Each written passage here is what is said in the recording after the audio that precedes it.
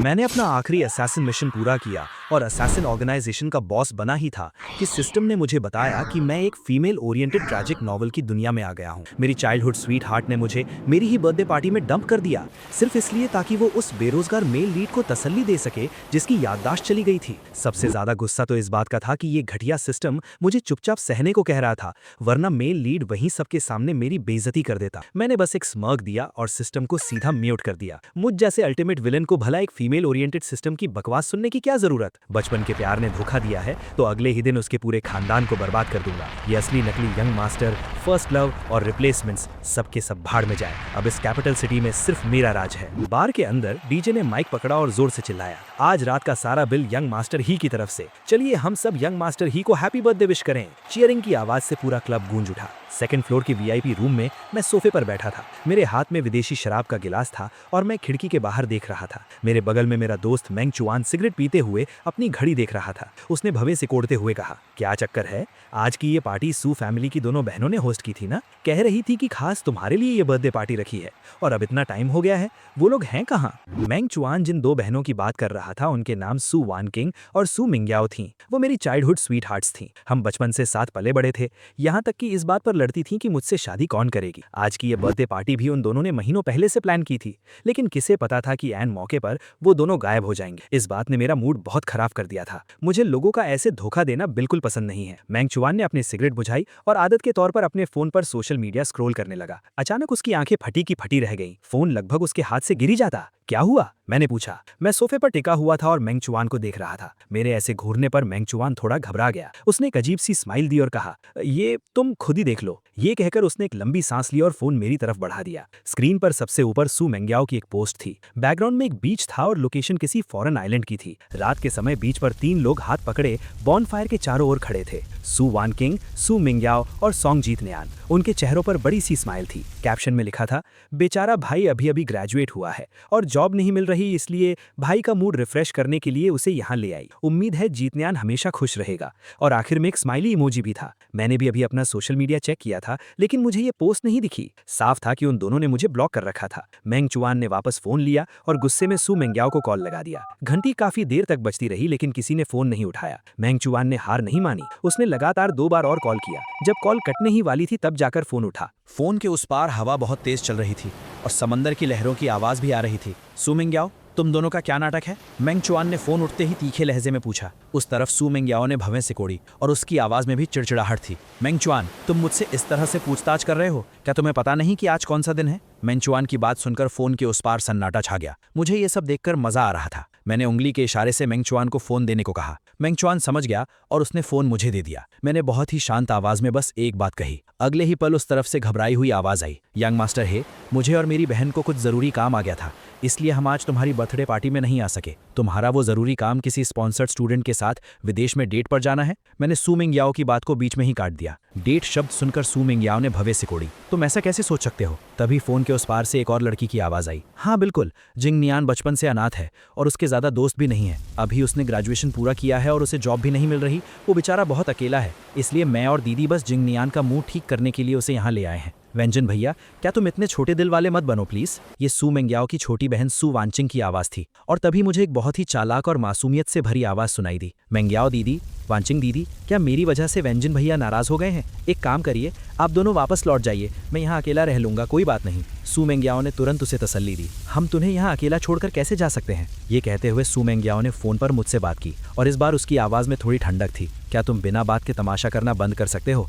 एक बर्थडे ही तो है, हम वापस आकर तुम्हें दोबारा पार्टी दे देंगे, बस। मैंने अपना कान खुजलाया। मुझे ये सब बड़ा मजाकिया लग रहा था। लगता है मैंने इन्हें कुछ ज्यादा ही छूट दे रखी थी। सू मिंग्याओ, तुम्हारी हिम्मत कैसे हुई मुझसे इस तरह बात करने की? मेरी आवाज की सख्ती सुनकर सू मिंग्याओ कुछ घबरा गई। उसने कुछ समझाने के लिए मुंह खोला, लेकिन मैंने फोन काट दिया था। मुझे कोई फालतू बकवास नहीं सुननी थी। कुछ चीजें अगर एक बार हो जाएं तो उन्हें सुधारा नहीं जा सकता। अब सू फैमिली को इन दोनों बहनों की हरकतों की कीमत चुकानी होगी। मेरी हे फैमिली इस कैपिटल सिटी की सबसे अमीर फैमिली है। हमारा बिजनेस तो है ही, साथ ही हमारे मजबूत पॉलिटिकल कनेक्शंस भी हैं। अंडरवर्ल्ड हो या लॉ, हर जगह हमारा सिक्का चलता है। हमारी पावर का कोई मुकाबला नहीं है। वहीं सू मेंग याओ और सू वानचिंग की सू फैमिली किसी अमीर खानदान में गिनती भी नहीं आती। असली रईसों की नज़र में वो बस किस्मत से रातों रात अमीर बने लोग हैं। हमारे परिवारों का कनेक्शन बस इतना था कि बचपन में मैं अपनी दादी के साथ शहर के बाहर एक विला में रहता था और सू फैमिली हमारे पड़ोसी थे। क्योंकि हम बच्चे साथ में खेलते थे, इसीलिए दोनों परिवारों में थोड़ी जान पहचान हो गई थी। उस समय दादी को भी वो दोनों लड़कियां बहुत पसंद थी और उन्होंने तो यहाँ तक कह दिया था कि आगे चलकर मैं उन दोनों में से किसी एक से शादी करूंगा। पिछले कुछ सालों में सिर्फ मेरी वजह से कैपिटल सिटी के बड़े बड़े खानदान उन्हें थोड़ी बहुत इज्जत देते थे, लेकिन अब लगता है कि इसके चक्कर में वो लोग अपनी औकात भूल गए हैं। मैंने फोन मेंग चुआन की तरफ फेंका और बिल्कुल शांत चेहरे से कहा, अब इनकी परवाह करने की जरूरत नहीं है। अगर वो अपनी मौत खुद बुलाना चाहती है तो मैं उनकी ये ख्वाहिश जरूर पूरी करूंगा। मेंग चुआन को भी समझ आ गया था कि अब इस देश में सू फैमिली के लिए कोई जगह नहीं बचने वाली। उसने कहा, तुम सही कह रहे हो, सू फैमिली की बहनों ने अपनी किस्मत पर खुद कुल्हाड़ी मारी है, ये उनका नुकसान है। शुक्र है आज के लिए मेरी भी कुछ तैयारियां थी। मेंग चुआन हंसने लगा और उसने ताली बजाई। तभी इंडस्ट्री की मशहूर एक्ट्रेसेस और मॉडल्स कम से कम 10-12 लड़कियां लाइन बनाकर वीआईपी रूम में दाखिल हुई। मेंग चुआन सोफे पर पीछे की तरफ झुका और मेरी तरफ इशारा करते हुए बोला, आज यंग मास्टर ही का जन्मदिन है। अगर तुम सब ने यंग मास्टर ही को खुश कर दिया तो तुम्हें भारी इनाम मिलेगा। ये सुनते ही लड़कियों की आंखें चमक उठी। वो सब मेरी तरफ टूट पड़ी। मैंने भी उन्हें मना नहीं किया। एक हाथ से एक को पकड़े हुए मैं उनके हाथों से खाना एंजॉय करने लगा। पल भर में ही कमरे का माहौल पूरी तरह से रंगीन हो गया। लेकिन ठीक उसी समय मेरे दिमाग में अचानक एक नोटिफिकेशन साउंड गूंज उठा। टिंग! डिटेक्ट हुआ है कि होस्ट एक ट्रैजिक प्लॉट का सामना कर रहा है। हैप्पीनेस सिस्टम सफलतापूर्वक बाइंड हो गया है। मेरे चेहरे के भाव एक पल के लिए रुक गए। इस दुनिया में आए मुझे 20 साल हो गए थे और अब जाकर मैंने ये सिस्टम शब्द सुना था। लेकिन मेरे लिए सिस्टम कचरे के डब्बे से ज्यादा कुछ नहीं था। इस दुनिया में आने के बाद से ही मुझे एक गजब का ओवर पावर्ड बफ मिल गया था और मेरी किस्मत तो इतनी तेज थी कि पूछो मत। मैं जो कुछ भी सीखना चाहता था उसे चुटकियों में सीख लेता और आसानी से टॉप पर पहुंच जाता। मैं जो भी काम करना चाहता था उसमें मुझे सफलता मिलनी तय थी। ऐसा लगता था जैसे ऊपर वाला खुद मेरे लिए रास्ते बना रहा हो। मैंने अपने दिमाग में पूछा, सिस्टम तुम्हारा क्या काम है? सिस्टम की रोबोटिक आवाज मेरे दिमाग में गूंजी, सुनो, मैं हैप्पीनेस सिस्टम हूं और मेरा काम इस दुनिया की सारी बदकिस्मती को बदलना है। अगर होस्ट मेन कैरेक्टर्स की ट्रेजेडी को दूर करके उन्हें खुशहाल जिंदगी जीने में मदद करता है तो होस्ट को सिस्टम की तरफ से कैश रिवॉर्ड्स मिलेंगे। मैं थोड़े ही समय में होस्ट की संपत्ति करोड़ों में पहुंचा सकता हूं, जिससे तुम सफलता के शिखर पर पहुंच जाओगे। वाह, क्या जहरीला सिस्टम है। क्या तुम मेरी ही फैमिली को दिवालिया करवाना चाहते हो? टिंग! डिटेक्ट हुआ है कि होस्ट अभी एक ट्रैजिक प्लॉट का सामना कर रहा है, जहां बचपन का प्यार एक नए इंसान के सामने हार गया है। इसलिए ये मिशन ऑप्शंस दिए जा रहे हैं। ऑप्शन 1, होस्ट तुरंत विदेश में उस हॉलिडे आइलैंड पर जाए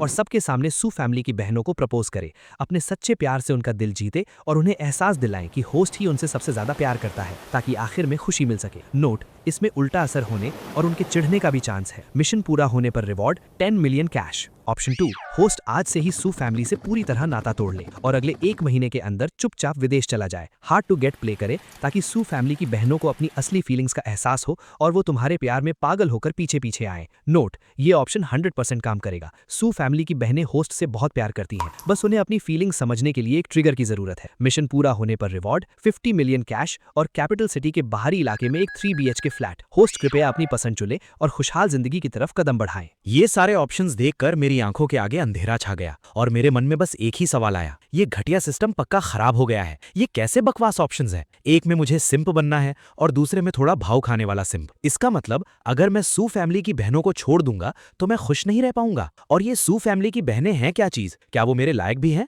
मैं हैरान था। मैंने कभी सपने में भी नहीं सोचा था कि ऐसे घटिया ऑप्शंस भी हो सकते हैं। सिस्टम का दिमाग खराब हो गया है क्या? और सबसे मजेदार बात तो ये 10 मिलियन, 50 मिलियन कैश और एक 3 BHK फ्लैट का रिवॉर्ड है। ऐसे भिखारी जैसे इनाम देखकर तो ही फैमिली का कुत्ता भी अपना सिर हिला दे। होस्ट, कृपया इस सिस्टम की प्रोफेशनलिज्म पर शक ना करें। जिसे मैंने बाइंड किया है वो कभी गलत नहीं हो सकता। कृपया होस्ट जल्द से जल्द अपना ऑप्शन चुने। उसी समय आइलैंड पर सू मेंग याओ को फोन काटते हुए देखकर, जिसके चेहरे पर गुस्सा साफ नजर आ रहा था, वनचिंग ने पूछा, दीदी, वेंजिन भैया ने क्या कहा? सू मेंग याओ का चेहरा थोड़ा अजीब लग रहा था। वेंजिन शायद गुस्सा हो गया है। अभी उसके बात करने का तरीका बिल्कुल ठीक नहीं था। हम बस जिंगयान का मूड ठीक करने ही तो आए हैं, इसमें इतनी बड़ी बात क्या है? सू वनचिंग ने नाराज होकर कहा, बिल्कुल सही कहा, हम उसकी कोई प्रॉपर्टी थोड़े ही हैं, क्या हमें हमेशा उसी के आगे पीछे घूमना पड़ेगा? सू मेंग याओ ने अपना सिर हिलाया। उसने एक लंबी सांस ली और कहा, हम विदेश में हैं। वेंजिन भैया को हमारी सेफ्टी की तो कोई फिक्र नहीं है, उल्टे वो ऐसी छोटी छोटी बातों पर गुस्सा दिखा रहा है। मैं 3 दिन तक उससे बात नहीं करूंगी। पास खड़े सॉन्ग जिंगनियान ने एक गिल्ट भरा चेहरा बनाया। सॉरी मेंग याओ दीदी, वनचिंग दीदी, ये सब मेरी वजह से हो रहा है। ये कहते हुए उसने अपना सिर झुका लिया और उसकी आंखें भर आईं। ये सब इसलिए हो रहा है क्योंकि मैं किसी काम का नहीं हूँ। मुझे जॉब भी नहीं मिल रही, बाहर घूमने आना था लेकिन मेरे पास पैसे भी नहीं थे, वरना मुझे आप दोनों बहनों को मुझे यहाँ लाने के लिए परेशान नहीं करना पड़ता। उसने अपना सिर उठाया और बोला, और मैं ये भी सोच रहा था कि आप दोनों बहनें दिन रात काम में इतनी बिजी रहती हैं तो थोड़ा बाहर घूमना आपके लिए भी अच्छा रहेगा, लेकिन मुझे नहीं पता था कि मेरी वजह से आपके भैया नाराज हो जाएंगे। सॉरी, ये सब मेरी गलती है। सॉन्ग जिंगन्यान असल में ही फैमिली के चैरिटी प्रोग्राम का बेनिफिशियरी था। उस समय सू फैमिली और ही फैमिली के रिश्ते काफी अच्छे थे, इसलिए चैरिटी फाउंडेशन का काम सू मेंग्याओ और सू वनचिंग को सौंप दिया गया था। उसी समय सू फैमिली की बहनों की मुलाकात सॉन्ग जिंगन्यान से हुई थी और सॉन्ग जिंगन्यान ने अपनी मीठी मीठी बातों और चालाकी से दोनों बहनों का दिल जीत लिया था। सॉन्ग जिंगन्यान को इस तरह खुद को कोसते देख दोनों बहनों को उस पर बहुत तरस आया। सू मेंग्याओ ने बहुत ही प्यार से कहा, इस बात से तुम्हारा कोई लेना देना नहीं है, बस वेंजिन की सोच बहुत छोटी है। बिल्कुल जिंगन्यान, तुम्हें गिल्टी फील करने की कोई जरूरत नहीं है। सू वनचिंग ने भी उसका साथ दिया, लेकिन मैं सच में किसी काम का नहीं हूँ। आप लोगों ने मेरे लिए इतना कुछ किया और मैं एक जॉब तक नहीं ढूंढ पा रहा। सू वनचिंग ने गहरी सांस ली। इस पर दोनों बहनों ने एक दूसरे की तरफ देखा, जैसे उन्होंने कोई बड़ा फैसला कर लिया हो। ऐसा करते हैं, कुछ दिनों बाद जब हम वापस जाएंगे तो तुम ही ग्रुप में आकर मेरे असिस्टेंट की पोस्ट पर काम करना, कैसा रहेगा? ये सुनते ही सॉन्ग जिनन्यान की आंखें चमक उठीं। कैपिटल सिटी की टॉप कंपनी होने के नाते ही ग्रुप में तो गेट पर खड़ा गार्ड भी किसी बड़ी यूनिवर्सिटी से ग्रेजुएट होता था। उसके जैसे एक नॉर्मल कॉलेज के लड़के का ही ग्रुप में एंट्री पाना आसमान से खजाना गिरने जैसा था। क्या सच में मैं काम कर सकता हूँ? सू मेंग्याओ ने बड़े प्यार से सॉन्ग जिनन्यान के सर पर हाथ फेरा। बिल्कुल कर सकते हो, आखिर मैं ही ग्रुप में एक मैनेजर हूँ। एक सेक्रेटरी को नौकरी पर रखने पर वेंजिन कुछ नहीं कहेगा। सू मेंग्याओ के बात करने का तरीके में बहुत कॉन्फिडेंस था, जैसे उसने मुझे पूरी तरह से अपनी उंगलियों पर नचा रखा हो। आसमान में पूरा चांद खिला हुआ था। बीच पर बॉनफायर के किनारे सू फैमिली की बहनें और सॉन्ग जिनन्यान बहुत ही रिलैक्स लग रहे थे। लेकिन आज रात सू फैमिली के लिए बिल्कुल भी अच्छी नहीं होने वाली थी। पूरी तरह रोशन विला के अंदर सू मेंग्याओ के पिता सू शानहरे को एक फोन कॉल ने नींद से जगा दिया था। क्या इन्वेस्टर्स ने पैसे वापस खींच लिए हैं? सू शानहरे की आंखें फटी रह गईं। उसे यकीन नहीं हो रहा था। फोन के दूसरी तरफ सू शानहरे का सेक्रेटरी था। उसकी आवाज रोने जैसी हो रही थी। जी बॉस, और सिर्फ एक कंपनी नहीं, हमारे साथ काम करने वाले सभी इन्वेस्टर्स ने अभी अभी फोन करके कहा है कि वो अपना पैसा निकाल रहे हैं। ये कैसे हो सकता है? सू शानहरे को यकीन नहीं हो रहा था। उसके हाथ में जो प्रोजेक्ट था वो आधा पूरा हो चुका था। अगर सारे इन्वेस्टर्स पीछे हट गए तो पैसों की बहुत बड़ी प्रॉब्लम खड़ी हो जाएगी, और अभी उसके पास जितना पैसा था उससे इतने बड़े नुकसान की भरपाई करना नामुमकिन था। अगर कुछ गड़बड़ हुई तो सीधा दिवालिया होने की नौबत आ जाएगी। और क्या इन लोगों ने शुरुआत में ही फैमिली की वजह से ही हमारे साथ काम करना शुरू किया था? अब जब प्रोजेक्ट आधा हो चुका है तो ये लोग हमें धोखा दे रहे हैं। क्या इन्हें ही फैमिली से डर नहीं लगता? सू शानहरे भले ही ज्यादा नहीं जानता था, लेकिन उसने दुनिया देखी थी। उसे विश्वास नहीं हो रहा था कि इस कैपिटल सिटी में कोई ही फैमिली से पंगा लेने की हिम्मत करेगा। ये नामुमकिन है। क्या तुमने कुछ गलत सुन लिया है? वो अचानक पैसा कैसे निकाल सकते हैं? बॉस, सच में मैंने बिल्कुल साफ साफ सुना है। 6 इन्वेस्टर्स, सबने लगभग एक जैसी ही बात कही है। उनका कहना है कि हमारे प्रोजेक्ट में सेफ्टी इश्यूज हैं, इसलिए कॉन्ट्रैक्ट कैंसिल करना ही होगा। सू शानहरे ने गुस्से में टेबल पर जोर से हाथ मारा। उसके चेहरे की नसें गुस्से से तन गई थीं। इसमें कुछ तो गड़बड़ है। पक्का कोई मुझे बर्बाद करना चाहता है। ही फैमिली का क्या कहना है? सू शानहरे ने फोन पर चिल्लाते हुए पूछा। सेक्रेटरी ने हिचकिचाते हुए कहा, उनसे कोई बात नहीं हो पाई है। सू शानहरे ने फोन काट दिया। वो इतना घबराया हुआ था जैसे आग पर चींटी खड़ी हो। उसने अपनी कॉन्टैक्ट लिस्ट छानी और मेरा फोन नंबर निकाला। हालांकि उसे समझ नहीं आ रहा था कि आखिर हुआ क्या है, लेकिन अभी सिर्फ मैं ही उसकी मदद कर सकता था। घंटी लगातार बज रही थी, लेकिन फोन उठने का कोई नामो निशान नहीं था। सू शानहरे के हाथ कांप रहे थे। वो बिना रुके बार बार मुझे कॉल कर रहा था। वो उठा नहीं रहा। क्या वो सो गया है? जल्दी फोन उठाओ। दूसरी तरफ हमारी जंगली पार्टी के बीच मेंग चुआन ने मेरे टेबल पर रखे मेरे चमकते हुए फोन को देखा। भाई, तुम्हारा फोन बज रहा है, मेंग चुआन ने मेरी तरफ देखते हुए कहा। मैं उस वक्त शराब पी रहा था। मैंने फोन की तरफ देखा और मेरे चेहरे पर एक खतरनाक स्माइल आ गई। सू शाहने में अभी भी मुझे कॉल करने की हिम्मत है। मैंने फोन उठाया और कॉल रिसीव कर ली। उस तरफ सू शाहने लगभग रोने की हालत में था। वेंजन, आखिरकार तुमने फोन उठा ही लिया। मुझे अभी खबर मिली है कि सारे इन्वेस्टर्स ने अपना पैसा वापस खींच लिया है। अंकल सू, मुझे इस बारे में पता है। मैंने बिना किसी फालतू बात के सीधे मुद्दे की बात की। इन्वेस्टर्स का भागना उनका अपना फैसला है। सच कहूं तो मैं भी उनकी तेज अकल देखकर हैरान हूं। मैंने बस अभी अभी बात फैलाई थी और उन्होंने इतनी जल्दी फैसला भी ले लिया। सू शाहने पूरी तरह सुन्न पड़ गया। उसने घबराते हुए पूछा, वेंजन, तुमने अभी बात फैलाई थी, इसका क्या मतलब है? जाकर अपनी दोनों लाडली बेटियों से पूछ लीजिए। मैंने जवाब दिया। दूसरी तरफ सू शाहने फोन कटने के बाद सन्न खड़ा रह गया, जैसे उसके ऊपर आसमान टूट पड़ा हो। ये साफ था कि सू फैमिली के साथ जो कुछ भी हो रहा था वो मेरे एक इशारे की वजह से था। ये कैसा भद्दा मजाक है? अगर ही फैमिली ने सू फैमिली पर हमला कर दिया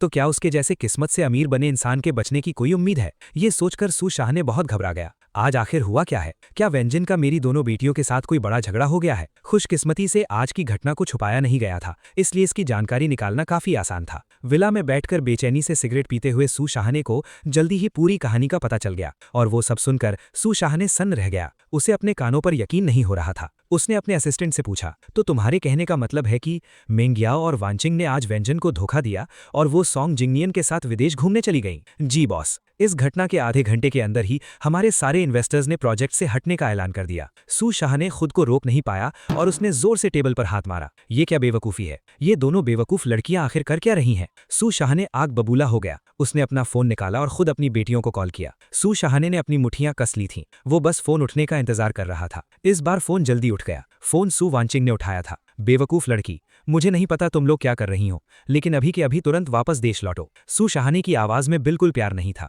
वो बुरी तरह दहाड़ रहा था।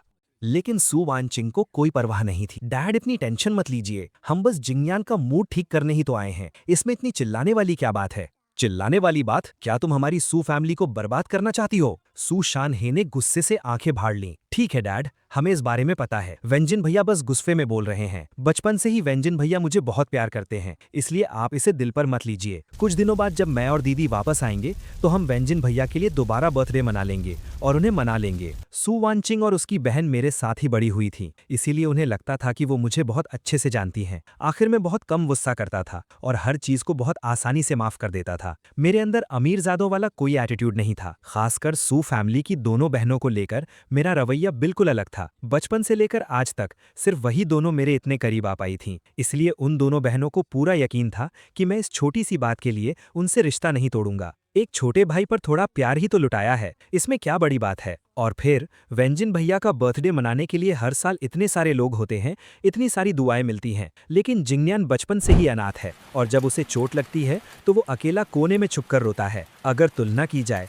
तो जाहिर है कि जिंगनियन को प्यार की ज्यादा जरूरत है। सू वांचिंग को लगा कि अगर वो मुझे ये सब अच्छे से समझा देगी तो मैं उसे जरूर समझ जाऊंगा। सू शानहे की आंखें फटी रह गईं। वो सोच भी नहीं पा रहा था कि उसकी बेटी के दिमाग में चल क्या रहा है। लेकिन अगले ही पल फोन के उस पार से एक लड़के की आवाज आई, बहुत ही नाजुक और मीठी सी आवाज जिसे सुनकर ही उल्टी आ जाए। वांचिंग दीदी, मैंने आपके लिए बारबेक्यू बनाया है, थोड़ा टेस्ट करके देखिए ना। आइए, मैं आपको खिलाता हूँ। जिंगनियन, तुम कितने अच्छे हो और तुम्हारे हाथों में तो जादू है। सू शानहे ने गहरी सांस ली। सू वांचिंग, क्या तुम मुझे हार्ट अटैक देकर ही मानोगी? ये सुनकर सू वांचिंग भी चिढ़ गई। उसके अपने पिता को उसकी और उसकी बहन की कोई परवाह नहीं थी, और ऊपर से फोन करते ही उन्हें सुनाने लगे। मिट्टी के इंसान को भी गुस्सा आ जाता है। डैड, मुझे समझ नहीं आ रहा कि आप आते ही मुझे और दीदी को क्यों डांट रहे हैं। जब आप सबको लगता है कि हम गलत हैं तो फिर बात ही खत्म। कुछ दिनों बाद हम वापस आकर वेंजन भैया को सब समझा देंगे, आपको इसमें टेंशन लेने की जरूरत नहीं है। ये कहते ही सू वांचिंग ने बिना कुछ सोचे समझे फोन काट दिया। इसके बाद सू शानहे ने जितनी बार कॉल किया किसी ने फोन नहीं उठाया। सिर्फ सू वांचिंग ही नहीं, सू मंगायो का भी यही हाल था। सू शानहे का गुस्से से बुरा हाल हो रहा था। वो यकीन नहीं कर पा रहा था कि उसकी दोनों बेटियां इतनी बेवकूफ कैसे हो सकती हैं। उनके पास इतनी बड़ी खुशकिस्मती थी, हे फैमिली के साथ इतने अच्छे रिश्ते थे और भविष्य में हमारी हे फैमिली से रिश्तेदारी भी हो सकती थी। किसे पता था कि ऐन मौके पर सोंग जिंगनियन नाम की ये मुसीबत टपक पड़ी। अगर तुम्हें कोई लड़का पसंद है तो कम से कम प्राइवेट में तो रखो। क्या किसी को भनक लगे बिना काम नहीं हो सकता था? और ऊपर से सोशल मीडिया पर भी डाल दिया। क्या ही फैमिली को पागल समझ रखा है? सू शानहे का चेहरा गुस्से से लाल हो गया। उसने अपना फोन सोफे पर पटक दिया और हंसते हुए भारी आवाज में हुक्म दिया, मेंग्याओ और वांचिंग के सारे कार्ड्स ब्लॉक कर दो और मेरे कुछ लोगों को उस हॉलिडे आइलैंड पर भेजो। दोनों लड़कियों को पकड़कर वापस लाओ और उस सॉन्ग जिंगनियन को भी घसीट कर यहाँ ले आओ। आखिरकार वो भी जीरो से उठकर यहाँ तक पहुंचा था तो उसके पास भी कुछ पावर थी। सू मेंग्याओ और सू वांचिंग को जल्द से जल्द देश लौटना ही होगा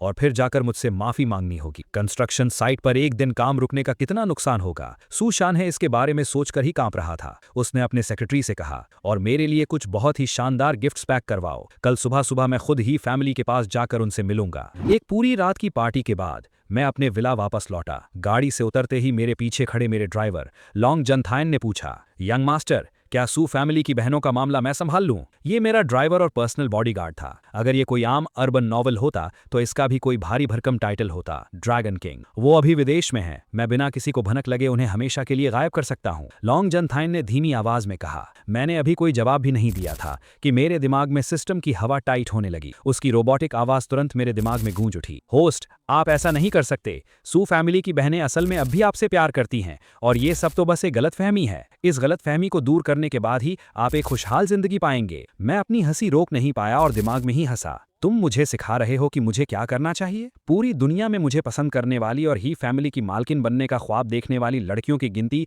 1000 नहीं तो 800 तो होगी ही। तो क्या मुझे उन सबका ख्याल रखना पड़ेगा? लेकिन सू फैमिली की बहनें होस्ट की डेस्टिनी हैं। डेस्टिनी? मैंने मजाक उड़ाते हुए अपना सिर हिलाया। तो अगर मैंने तुम्हारे ऑप्शंस के हिसाब से काम नहीं किया तो क्या ऊपर वाला मुझे सजा देगा? सिस्टम अभी कुछ और कहना चाहता था, लेकिन मैं उसकी बातें सुनकर पक चुका था। मैंने बस एक विचार किया और पल भर में सिस्टम की आवाज पूरी तरह गायब हो गई। सिस्टम सुन्न पड़ गया। ये क्या हुआ? आज तक हमेशा यही सुना था कि सिस्टम होस्ट को ब्लॉक करता है। आज ये उल्टा कैसे हो गया? ये कैसा मजाक है? मैंने उस बेवकूफ सिस्टम को इग्नोर किया और ये सोचने लगा कि सू फैमिली की बहनों को चुपचाप गायब करवाया जाए या नहीं। कुछ देर चुप रहने के बाद मैंने अपना हाथ हिलाया। इतनी भी जल्दी क्या है? मौत किसी को सजा देने का इकलौता तरीका नहीं है। अगर वो इतनी आसानी से मर गईं तो ये बहुत बोरिंग नहीं हो जाएगा? हालांकि थोड़ा सा ब्याज तो वसूल किया जा सकता है। सच कहूं तो मैं ये देखना चाहता हूं कि जब मौत सामने खड़ी होगी तब वो सॉन्ग जिंग नियान क्या करेगा, जिस पर वो दोनों बहनें इतना प्यार लुटाती हैं। लॉन्ग जन थाइन ने अपनी आंखें उठाईं, जैसे वो सब समझ गया हो। उसके चेहरे पर एक खूंखार स्माइल आ गई। मैं समझ गया यंग मास्टर। लॉन्ग जन थाइन को ऑर्डर देने के बाद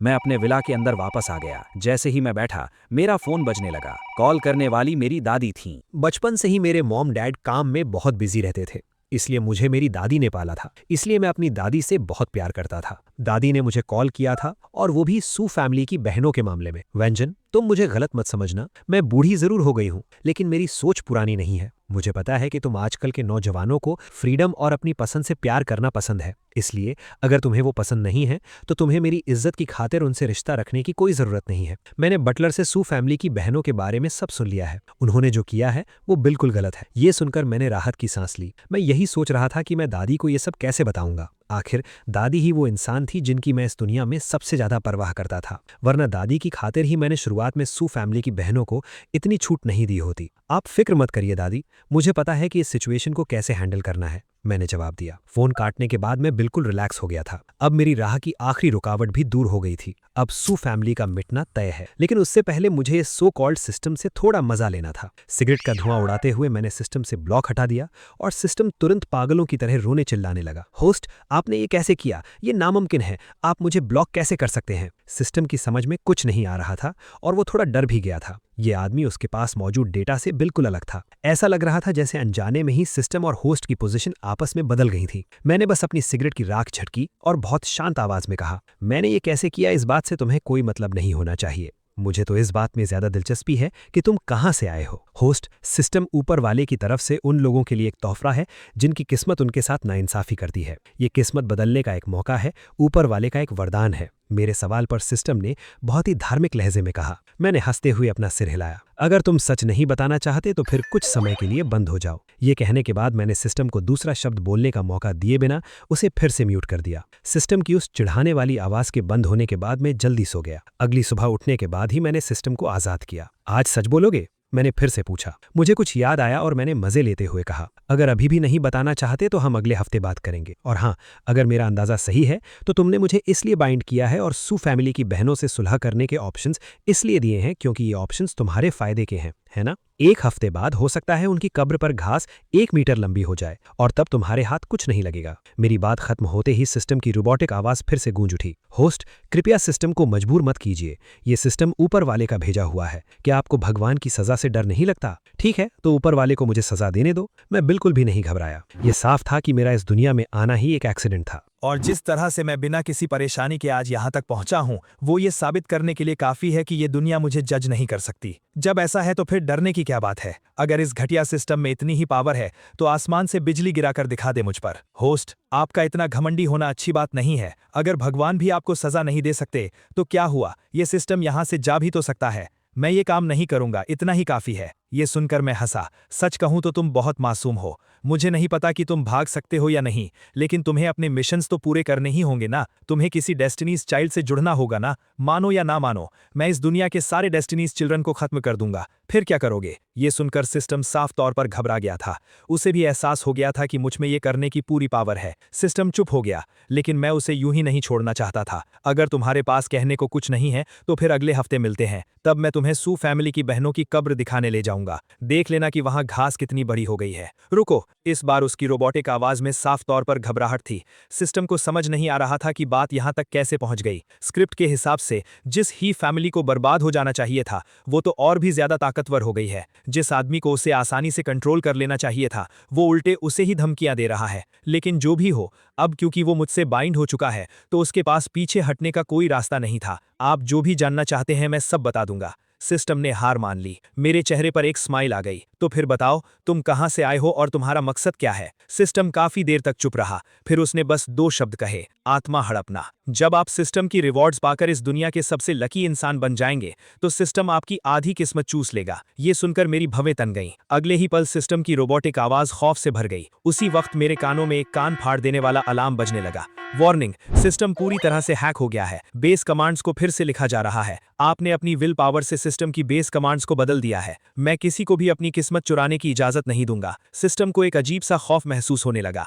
उसने आखिर किस राक्षस से खुद को बाइंड कर लिया था। अब से ये सिस्टम पूरी तरह से मेरा गुलाम बन चुका था। बस अफसोस की बात यह थी कि सिस्टम की कॉन्शियसनेस को मिटाया नहीं जा सकता था। लेकिन परमिशन छिन जाने के बाद वो सिस्टम का कोई भी फीचर यूज नहीं कर सकता था। अब वो सिर्फ एक इंस्ट्रक्शन मैनुअल बनकर रह गया था। मैं आपका इंस्ट्रक्शन मैनुअल और रिमाइंडर बनकर रहूंगा। सिस्टम ने अपना पुराना घमंड छोड़ दिया और बहुत ही गिड़गिड़ाते हुए मुझे अपनी वफादारी का यकीन दिलाया। सिस्टम की असलियत जानने के बाद मैंने उसे अभी के लिए साइड में रख दिया। उसी समय यूलोंग मैनर विला के कुछ ही दूरी पर एक माईबाग तेजी से इस तरफ आ रही थी। गाड़ी में सू शानहरे और उसकी जवान बीवी लिन यून बैठे थे। सू शानहरे की आंखों के नीचे काले घेरे थे और उसका चेहरा उतरा हुआ था। साफ पता चल रहा था कि वो बीती रात एक पल के लिए भी नहीं सो पाया था। उन इन्वेस्टर्स की अक्ल बहुत तेज थी। मैंने बस एक इशारा किया था और 1 घंटे के अंदर ही जिसके भी कॉन्ट्रैक्ट्स थे, सब ने कैंसिल कर दिए। सब ने पैसे निकाल लिए। कुछ पार्टनर्स ने तो पेनल्टी देकर भी सू शानहे के साथ काम करने से मना कर दिया। यहाँ तक कि कंस्ट्रक्शन साइट को भी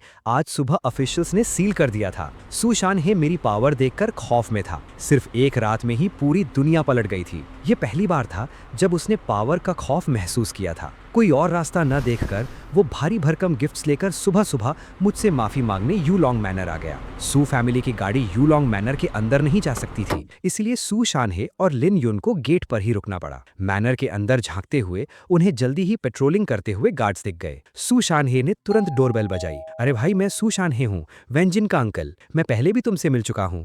मुझे हे फैमिली के पास आने के लिए किसी अपॉइंटमेंट की जरूरत नहीं होती। मैंगहू हंसा। उसने अपना सिर तिरछा किया और सू शानहे को घूरते हुए कहा, आपको भी पता है कि वो पहले की बात थी। सू शानहे को एक पल के लिए बहुत शर्मिंदगी महसूस हुई। उसके बगल में खड़ी लिन यून के चेहरे पर गुस्सा साफ दिख रहा था। लिन यून सू शानहे की छोटी मिस्ट्रेस थी। बाद में जब सू शानहे की पहली पत्नी की एक्सीडेंट में मौत हो गई, तब जाकर लिन यून ने उसकी जगह ली थी। सू शानहे से शादी करने के बाद उसका स्टेटस भी रातों रात आसमान चूमने लगा था, खासकर जब उनका बिजनेस पीक पर था। पूरी कैपिटल सिटी के अमीर खानदानों की औरतें उसे इज्जत देती थीं, लेकिन आज उसे असली बॉस से तो मिलने दिया ही नहीं, उल्टे कुछ घटिया गार्ड्स ने उसे गेट पर रोक लिया। अगर ये बात बाहर फैल गई तो वो लिन यून उन हाई सोसाइटी की औरतों के सामने अपना मुंह कैसे दिखाएगी? ओए, एक मामूली गार्ड की हिम्मत कैसे हुई हमें रोकने की? तुम्हें पता भी है कि हम कौन हैं? लिन यून खुद को रोक नहीं पाई और सीधा गालियां देने लगी। आगे चलकर मेरी बेटी इस जगह की मालकिन बनेगी और मैं तुम्हारे बॉस की सास बनूंगी। तुम्हारी हिम्मत कैसे हुई हमारे साथ ऐसा सलूक करने की? ये सुनते ही मैंगहू के भी होश उड़ गए। उसने पीछे मुड़कर अपने साथियों की तरफ देखा, जैसे पूछ रहा हो कि मेरे कान खराब हो गए हैं। अगले ही पल सारे गार्ड्स जोर जोर से हंसने लगे। मैंने सही सुना ना? ये सू फैमिली के लोग यहाँ का मालिक बनना चाहते हैं? क्या मजाक है। मैं तुम्हें सलाह दूंगा कि वापस जाओ और तकिया लगाकर सो जाओ। दिन में सपने देखना अच्छी बात नहीं है। हंसा हंसा कर मार डाला मुझे। क्या बेवकूफ लोग हैं। गार्ड्स को इस तरह मजाक उड़ाता देख लिन यून गुस्से से कांपने लगी। तुम जैसे नीच गार्ड्स की ये हिम्मत, मैं तुम्हारा मुंह नोच लूंगी। ये कहते हुए लिन यून ने गेट के पार से हाथ बढ़ाकर मेंगहू को थप्पड़ मारने की कोशिश की, लेकिन अगले ही पल मेंगहू ने लिन यून का हाथ कसकर पकड़ लिया। मैडम सू, अगर इज्जत दी जा रही है तो इज्जत से रहिए। आपको ये जगह क्या लगती है जहां आप इस तरह का तमाशा कर सकती हैं? ये कहते ही मेंगहू की आंखों में खतरनाक चमक आई और अगले ही पल उसने लिन यून की कलाई सीधा मरोड़कर तोड़ दी। भयानक दर्द से लिन यून की आंखें फटी रह गईं और वो पागलों की तरह चीखने चिल्लाने लगी। सू शानहे का चेहरा भी बहुत बुरा लग रहा था। कुछ भी हो, लिन यून उसकी पत्नी थी और मैं तो सू शानहे के आंखों के सामने ही बड़ा हुआ था। वो मेरे लिए एक बड़े बुजुर्ग के समान था, लेकिन एक बड़े बुजुर्ग की पत्नी को एक नौकर ने पीट दिया। हालांकि सू शानहे माफी मांगने आया था, लेकिन अब उसे भी बहुत गुस्सा आ रहा था। और ठीक उसी समय इस शोर शराबे की वजह से मैनर के अंदर भी हलचल मच गई। मैं मैनर के दरवाजे पर आ गया। मुझे देखकर सू शानहे की आंखों में एक उम्मीद जगी। वेंजिन, जल्दी आकर अपने नौकरों को देखो, इन्हें अपनी औकात नहीं पता। इसने मेरी पत्नी की कलाई तोड़ दी। मेंगहू ने मेरी तरफ पीछे मुड़कर देखा और तुरंत झुककर माफी मांगी। सॉरी यंग मास्टर, ये औरत यहाँ फालतू का तमाशा कर रही थी और मुझसे देखा नहीं गया, इसलिए मैंने अपना हाथ उठाकर मेंगहू को चुप कराया। फिर मैं गेट के पास आया और अपने आदमियों को दरवाजा खोलने का ऑर्डर दिया। गेट के बाहर सू शानहे ने लिन यून को संभाल रखा था। उसके चेहरे पर जीत वाली स्माइल आ गई थी। खासकर लिन यून तो मेंगहू को ऐसे घूर रही थी जैसे उसे कच्चा चबा जाएगी। फिर उसने मेरी तरफ देखा और अपनी आंखों में आंसू भर लिए। उसने बहुत ही बेचार बनकर कहा, वेंजिन, जरा अपने नौकरों को देखो, इनकी हिम्मत कैसे हुई मुझ पर हाथ उठाने की। लगता है इनमें मौत का खौफ नहीं बचा है, तुम इन्हें अभी काम से निकाल दो। उसने फिर से मेंगहू को नफरत भरी नजरों से देखा। और इस बदतमीज आदमी से कहो कि मुझे कम से कम 1 मिलियन का मुआवजा दे। लेकिन मेंगहू ने उसकी किसी बात पर ध्यान नहीं दिया। उसने बस अपना सिर मेरी तरफ झुकाए रखा। मैं बस थोड़ा सा मुस्कुराया और फिर मैंने पीछे की तरफ उंगली से इशारा किया। मैंने बहुत ही शांत आवाज में कहा, इस औरत का दिमाग खराब है, इसे सिखाऊं कि आगे से बात कैसे करते हैं। ये सुनते ही मेंगहू की आंखें चमक उठीं और उसके चेहरे पर एक खतरनाक स्माइल आ गई। बेफिक्र रहिए यंग मास्टर। ये कहते ही उसने अपने आदमियों को इशारा किया कि वो जबरदस्ती लिन यून को घसीटे ले जाए। तुम क्या कर रहे हो? तुम लोग ये क्या कर रहे हो? लिन यून घबरा गई। वो पीछे हटते हुए सू शानहे के पीछे छुपने लगी, लेकिन मेंगहू और उसके आदमियों में बहुत ताकत थी। उन्होंने उसे ऐसे उठा लिया जैसे वो कोई मुर्गी का बच्चा हो। सू शानहे ने उन्हें रोकने की कोशिश की, लेकिन जैसे ही उसकी नजर मेंगहू की नजरों से मिली, वो बुरी तरह कांप गया। उसने अपनी गर्दन झुका ली और एक शब्द बोलने की हिम्मत नहीं कर पाया।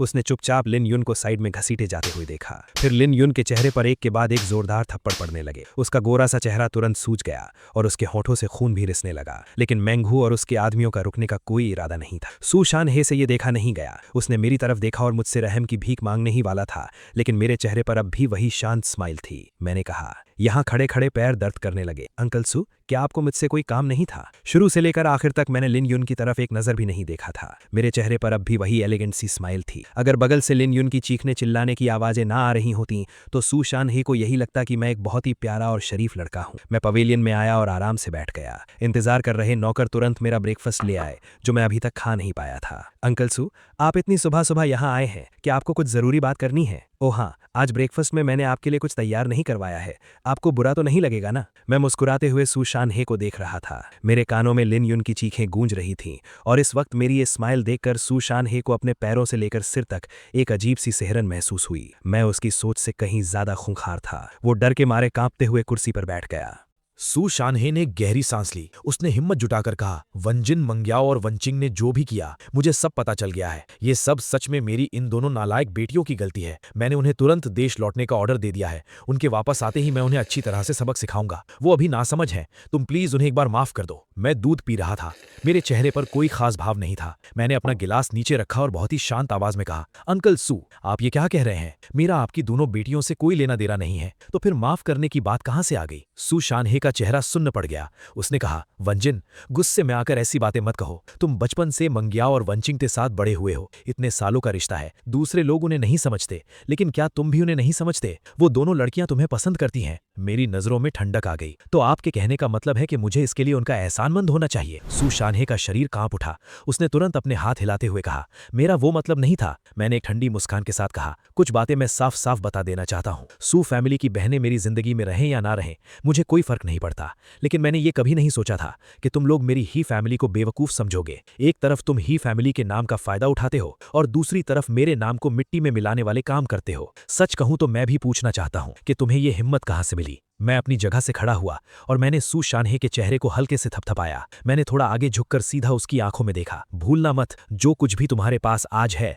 वो सब मैं तुम्हें दे सकता हूँ, तो तुमसे सब कुछ छीन भी सकता हूँ। कुछ चीजें करने की कीमत चुकानी पड़ती है, और वैसे भी अभी जो हुआ है वो तो बस एक मामूली सा बिजनेस कॉम्पिटिशन है। तुम्हारी इतनी औकात नहीं कि मैं खुद अपने हाथ गंदे करके तुम्हें बर्बाद करूं। अपना ख्याल रखना, अभी तो तुम्हारे लिए और भी बड़े सरप्राइज इंतजार कर रहे हैं। सच कहूं तो अभी तक मैंने सू फैमिली पर कोई सीधा हमला नहीं किया था। अभी जो हो रहा था वो बस इसलिए था क्योंकि कल रात मैंने यूं ही कह दिया था कि सू फैमिली का कोई वजूद बचने की जरूरत नहीं है। ये सब मुझे बहुत बोरिंग लग रहा था। मैंने भव्य सिकोड़ी और हाथ हिलाते हुए कहा, ठीक है, सुबह सुबह यहां आकर ये जो रोना धोना मचा रखा है, इसे देखकर मेरा मूड खराब हो रहा है। इन्हें यहां से बाहर फेंक दो। इतना कहकर मैं मुड़ा और वहां से चला गया। सू शानहे खाली नजरों से मुझे जाते हुए देख रहा था। उसने अपने दांत पीस रखे थे और उसका पूरा शरीर कांप रहा था। उसे बिल्कुल समझ नहीं आ रहा था कि मैं इतना बेदर्द कैसे हो सकता हूं कि मैंने उसकी सू फैमिली को बचने का एक मौका तक नहीं दिया। वंजिन, मैंने तुम्हें अपने सामने बड़ा होते देखा है। वो कुछ और भी कहना चाहता था, लेकिन ही फैमिली के गार्ड्स आगे आए और उन्होंने उसे पकड़ लिया। उसके साथ खड़ी लिन युन, जिसका चेहरा थप्पड़ों से सूजकर टेढ़ा हो चुका था, उसे भी घसीटते हुए यूलोंग मैनर के बाहर ले गए। लिन युन के तो दांत तक टूट चुके थे। उसका सूजा हुआ मुंह सिर्फ हल्की हल्की सिसकियों की आवाज निकाल पा रहा था। उन दोनों को एक साथ यूलोंग मैनर से बाहर फेंक दिया गया। वो दोनों जमीन पर लुढ़क रहे थे। मैंगहू ने नफरत से उनके सामने थूका और वापस जाने के लिए मुड़ा। सू शानहाई अब सच में घबरा गया था। वो तुरंत आगे बढ़ा, लेकिन गार्ड्स ने उसे फिर से रोक लिया। कोई और रास्ता न देखते हुए वो मेरे जाने की दिशा में जोर से चिल्लाया, तुम मेरे साथ ऐसा नहीं कर सकते। अगर तुमने ऐसा किया तो तुम पूरी जिंदगी मेरी बेटियों के साथ नहीं रह पाओगे। ये बात सुनते ही पूरे कोर्टयार्ड में सन्नाटा छा गया। मैंगहू ने सिर हिलाया और मजाक उड़ाते हुए कहा, मुझे एक बात समझ नहीं आती, क्या तुम्हारी दोनों बेटियां सोने की बनी हैं? क्या तुम्हें ऐसी बातें कहते हुए खुद पर हंसी नहीं आती? इतने सालों में भले ही सू फैमिली की बहनें यंग मास्टर के करीब रही हों, लेकिन हमेशा वही खुद आगे पीछे घूमती थीं। सू फैमिली की नजरों में ये बात ऐसी कैसे हो गई कि हमारे यंग मास्टर तुम्हारी बेटियों के बिना जी नहीं सकते? दूर खड़ा मैं भी ये सब सुनकर पक चुका था। सही बात है, सिस्टम मुझसे झूठ नहीं बोल रहा है। ये दुनिया सच में एक फीमेल ओरिएंटेड ट्रैजिक नॉवल की दुनिया है, वरना किसी नॉर्मल इंसान का दिमाग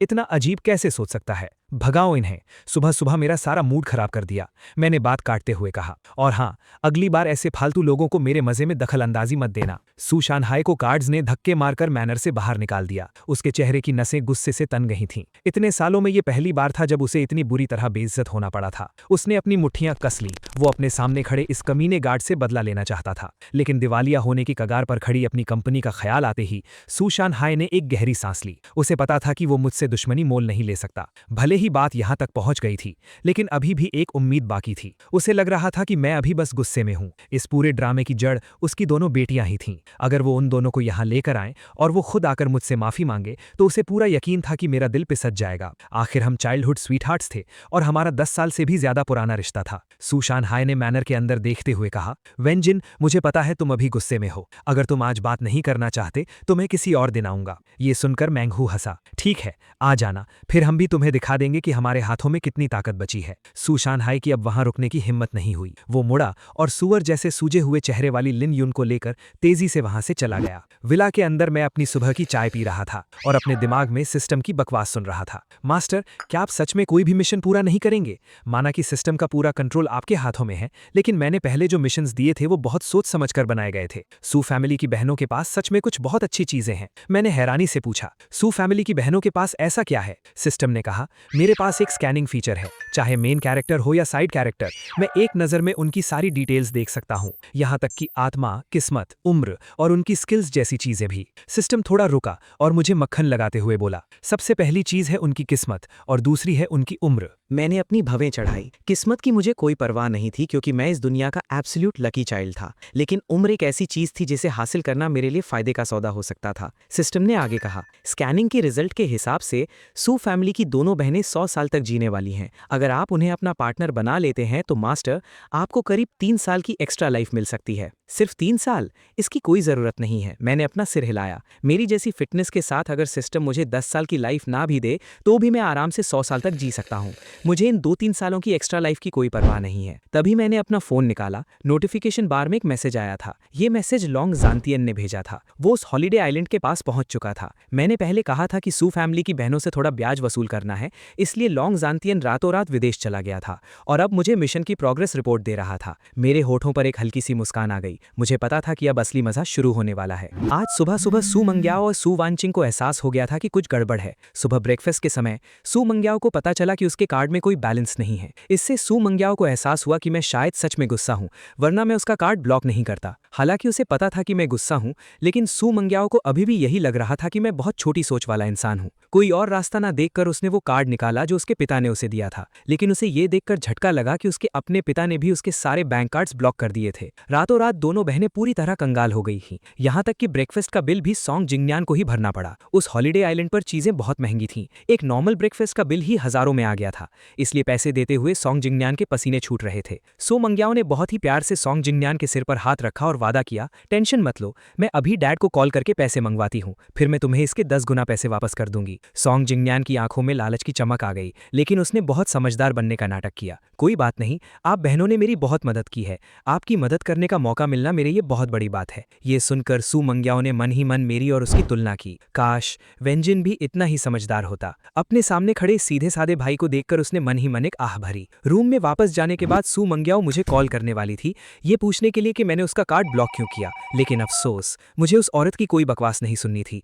मैंने उसे पहले ही ब्लॉक लिस्ट में डाल दिया था। उसने अपने पुराने अमीर दोस्तों से मदद मांगने की भी सोची। उस सर्कल के लोग बहुत ही अमीर और पावर वाले थे, जिनकी पॉकेट मनी ही इतनी होती थी जितनी एक आम इंसान पूरी जिंदगी में नहीं कमा सकता। अगर वो थोड़ी बहुत मदद भी कर देते तो सू फैमिली की बहनें और उसके लोग आराम से वीआईपी लाइफ जी सकते थे। लेकिन उस सर्कल के हर एक अमीरजादे ने बहाना बनाकर सू फैमिली की बहनों की मदद करने से साफ इनकार कर दिया। कुछ लोगों ने तो सू फैमिली का कॉल देखते ही सीधा काट दिया। ये देखकर सू मंग्याओ को अपनी आंखों पर यकीन नहीं हो रहा था। उसे समझ नहीं आ रहा था, जो लोग नॉर्मली उसके आगे पीछे घूमते थे, आज वो उसे इस तरह से इग्नोर कैसे कर सकते हैं। सू फैमिली की बहनों को ये एहसास ही नहीं था कि अमीर लोगों का सर्कल बहुत छोटा होता है। पूरी कैपिटल सिटी में हर कोई जानता था कि मैंने सू फैमिली को दिवालिया करने का ऑर्डर दिया है, तो फिर एक मामूली सी सू फैमिली के लिए मुझसे दुश्मनी मोल लेने की हिम्मत कौन करेगा। सू वानचिंग ने मायूस होकर फोन नीचे रख दिया। उनके सारे कार्ड्स बंद हो चुके थे, उनके पास कैश भी नहीं था। अगर उन्हें पैसे नहीं मिले तो आज रात ही उन्हें होटल से बाहर फेंक दिया जाएगा। क्यों ना हम डैड को कॉल करें, हम उनकी बेटियां हैं, वो हमें ऐसे कैसे छोड़ सकते हैं। सू वानचिंग ने बहुत ही मीठी आवाज में सू शानहे को कॉल किया,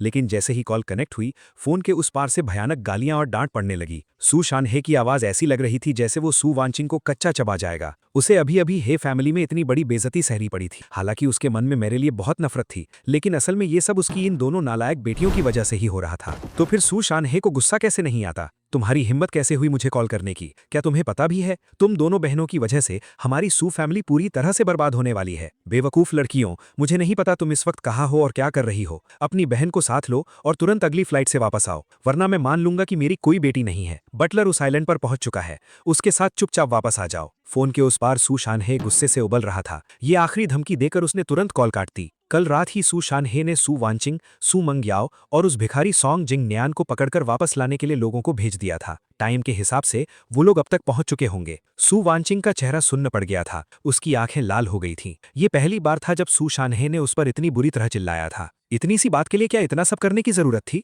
उसे बिल्कुल समझ नहीं आ रहा था। क्या उनके अपने परिवार की नजरों में वो दोनों बहनें इतनी भी ट्रस्ट के लायक नहीं है? दीदी, अब हम क्या करें? क्या हमें वापस जाना चाहिए? सू वानचिंग अभी छोटी थी। पहली बार इतनी बुरी तरह डांट खाने के बाद उसका दिमाग काम नहीं कर रहा था। उसे समझ नहीं आ रहा था कि क्या करे। सू मंग्याओ अभी भी सोच में पड़ी थी, लेकिन जिंगन्यान को भी तो हमारे साथ की जरूरत है। ठीक उसी वक्त रूम की डोरबेल बजी। सू वानचिंग को लगा कि सॉन्ग जिंगन्यान आया है, इसलिए उसने दरवाजा खोल दिया। आपको किससे मिलना है? क्या आप गलत रूम में आ गए हैं? सू वानचिंग ने हैरानी से पूछा, लेकिन दरवाजे पर खड़े लोगों ने कुछ नहीं कहा, बस उनके होठों पर एक भयानक स्माइल थी। अगले ही पल बिजली की रफ्तार से उन्होंने एक इंजेक्शन निकाला और उसे सीधा सू वानचिंग की गर्दन में घुसा दिया। एक ही पल में सू वानचिंग को लगा जैसे पूरी दुनिया गोल गोल घूम रही है, और फिर वो बेहोश हो गई। बेहोश होने से ठीक पहले उसने अपनी बहन की चीख सुनी, लेकिन अगले ही पल वो चीख भी एकदम से बंद हो गई। साफ था कि उसकी बहन का भी वही हाल हुआ था। उसी समय होटल के बगल वाले रूम में सॉन्ग जिंगन्यान अभी अभी नहाकर निकला था। वो शीशे के सामने खड़ा खुद को निहार रहा था। वो दिखने में काफी हैंडसम था और उसके चेहरे पर हमेशा एक बेचारी सी मासूमियत रहती थी, जिससे सू फैमिली की बहनों के अंदर उसे प्रोटेक्ट करने की फीलिंग और भी बढ़ जाती थी। सॉन्ग जिंगन्यान ने अपनी पॉकेट से एक पाउडर का पैकेट निकाला और उसके चेहरे पर एक बहुत ही गंदी स्माइल आ गई। आज रात वो शराब में ये पाउडर मिलाने वाला था, ताकि सू फैमिली की बहनें पूरी तरह से उसकी मुट्ठी में आ जाएं। सॉन्ग जिंगन्यान नशीली दवा मिली हुई रेड वाइन की 2 बॉटल्स लेकर सू फैमिली की बहनों के रूम के बाहर पहुंचा। उसे हैरानी हुई कि रूम लॉक नहीं था, क्या वो मेरा इंतजार कर रही हैं? ये सोचकर सॉन्ग जिंगनियान मुस्कुराया और दरवाजा खोलकर अंदर चला गया। लेकिन उसे ये देखकर झटका लगा कि रूम में सू फैमिली की बहनों का कोई नामो निशान नहीं था। सॉन्ग जिंगनियान ने अपनी भवें सिकोड़ी। नॉर्मली वो बहनें जहां भी जाती थीं उसे हमेशा अपने साथ ले जाती थीं। सोचते हुए अचानक उसकी नजर बेडसाइड टेबल पर लैंप के नीचे दबे एक पेपर पर पड़ी। उस पर बस एक लाइन लिखी थी, अगर इन दोनों औरतों की जान चाहिए तो 1 मिलियन कैश लेकर इस लोकेशन पर आ जाओ। उस पेपर को देखते ही सॉन्ग जिंगनियान का दिमाग फट पड़ा। उसने सदमे में एक लंबी सांस ली। उसने कभी सपने में भी नहीं सोचा था कि इस हॉलिडे आइलैंड पर किडनैपिंग जैसी चीज हो सकती है, और ये तो बिल्कुल नहीं सोचा था कि सू फैमिली की बहनें किडनैपर्स का टारगेट बन जाएंगी। इस वक्त सॉन्ग जिंगनियान बुरी तरह से घबरा गया था। उसके पैर कांप रहे थे। वो तो बस एक कॉलेज से पास आउट लड़का था। उसने ऐसा खौफनाक मंजर पहले कभी नहीं देखा था। उसने तुरंत पुलिस को कॉल करने का सोचा, लेकिन जैसे ही उसके दिमाग में ये ख्याल आया, उसका फोन बज उठा। स्क्रीन पर एक अननोन नंबर था। डरते डरते सॉन्ग जिंगनियान ने कॉल रिसीव की। फोन के उस पार से एक बहुत ही भारी इलेक्ट्रॉनिक आवाज आ रही थी, जिसे साफ तौर पर वॉइस चेंजर से बदला गया था। अगर सू फैमिली की बहनों को बचाना है तो 1 मिलियन लेकर आ जाओ। सॉन्ग जिंगनियान का दिल जोर से धड़का और वो कांपने लगा। इन किडनैपर्स ने पक्का उसके बारे में पूरी डिटेल निकाली है, क्योंकि पिछले कुछ समय में सू फैमिली की बहनों ने उसे जो छोटे मोटे अमाउंट्स ट्रांसफर किए थे वो सब मिलाकर ठीक 1 मिलियन ही होते थे। उसी वक्त फोन पर एक लड़की के रोने की आवाज आई। जिंगनियान, मैं वन किंग बोल रही हूँ, प्लीज मुझे और दीदी को बचा लो, मुझे बहुत डर लग रहा है। जिंगनियान, इन्हें बस 1 मिलियन चाहिए, तुम्हारे पास इतने पैसे तो होंगे ही, प्लीज अभी हमें बचा लो, वापस जाने के बाद मैं तुम्हारा ये एहसान जरूर चुकाऊंगी। सॉन्ग जिंगनियान मन ही मन सोच रहा था कि क्यों ना वो ये 1 मिलियन लेकर सीधा यहाँ से भाग जाए। एक आम इंसान के लिए 1 मिलियन कोई छोटी रकम नहीं थी। सू फैमिली की बहनें मरे या जिएं, उससे उसे क्या फर्क पड़ता है। लेकिन अभी अभी सू वन किंग की बातों ने उसके इस प्लान को बदल दिया। अगर वो अपने पास बचे हुए वो आखिरी 1 मिलियन देकर सू फैमिली की बहनों को बचा लेता है तो आगे चलकर उसे 1 मिलियन से कहीं ज्यादा मिलेगा। हो सकता है एहसान के तौर पर उसे सू फैमिली की किसी बहन से शादी करने का मौका मिल जाए, और तब पूरी सू फैमिली की प्रॉपर्टी उसकी हो जाएगी, जिसकी कीमत न जाने कितने मिलियन होगी। सॉन्ग जिंगनियान ने एक गहरी सांस ली और कहा, मिंग्याओ दीदी, वांचिंग दीदी, आप टेंशन मत लीजिए, चाहे मुझे अपनी जान ही क्यों ना देनी पड़े, मैं आप दोनों को जरूर बचाऊंगा। उसकी ये बात सुनकर सू फैमिली की बहनें इमोशनल हो गईं। ठीक है, जब डील पक्की हो गई है तो अब पैसे लेकर आ जाओ। कॉल कट हो गई। सॉन्ग जिंगनियान ने अपनी मुट्ठियां कस लीं। उसे अंदर ही अंदर लग रहा था कि ये किडनैपिंग उसके लिए कोई बुरी चीज नहीं है। अगर उसने सही से प्ले किया तो ये उसकी किस्मत चमकाने का सबसे बड़ा मौका बन सकता है। बिना एक भी पल बर्बाद किए सॉन्ग जिंगनियान जल्दी से कैश अरेंज करने में लग गया। और उसी समय एक बहुत ही अंधेरे और बड़े से अबैंडन बेसमेंट में काले कपड़े पहने एक आदमी ने फोन काटा। उसने चेयर से बंधी सू फैमिली की बहनों को देखा और मुस्कुराते हुए कहा, लेडीज, कृपया थोड़ा इंतजार कीजिए। ये कहकर वो मुड़ा और वहां से चला गया। यूलॉन्ग मैनर के अंदर मैं एक साउंड प्रूफ रूम में बैठा था। मेरे ठीक सामने 4 बड़ी स्क्रीन्स लगी थीं। उन स्क्रीन्स पर हॉलिडे आइलैंड के उसी अबैंडन बेसमेंट का लाइव नज़ारा चल रहा था। लॉन्ग जंथियान ने वहां पहले ही हिडन कैमरास सेट कर दिए थे, ताकि मैं आने वाले इस बेहतरीन शो का हर एक एंगल से मजा ले सकूं। मास्टर, मुझे समझ नहीं आ रहा कि आप ये सब क्यों कर रहे हैं। क्या आप कोई हीरो बनकर बचाने वाला ड्रामा रच रहे हैं, ताकि सू फैमिली की बहनों को अपनी गलती का एहसास हो और वो वापस आपके पास लौट आएं? मेरे दिमाग में सिस्टम की रोबोटिक आवाज गूंजी, जिसमें थोड़ी कंफ्यूजन थी।